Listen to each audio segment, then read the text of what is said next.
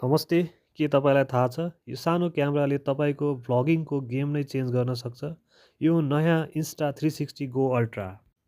यसको साइजमा नजानुस् है। यसले 4K भिडियो 60 एफपिएसमा बवाल खिच्छ। यसमा भएको ठुलो सेन्सरले गर्दा अब रातिको भिडियो पनि एकदमै क्लियर आउँछ। अर्को राम्रो कुरा, यसले 64 जिबीदेखि 2 टिबीसम्मको एसडी कार्ड सपोर्ट गर्छ, तर इन्टर्नल स्टोरेज भने छैन। यो क्यामेरा वाटरप्रुफ पनि छ र यसको म्याग्नेटिक डिजाइनले गर्दा जहाँ पनि टाँस्नुहोस् र पिओभी सटहरू लिनुहोस्।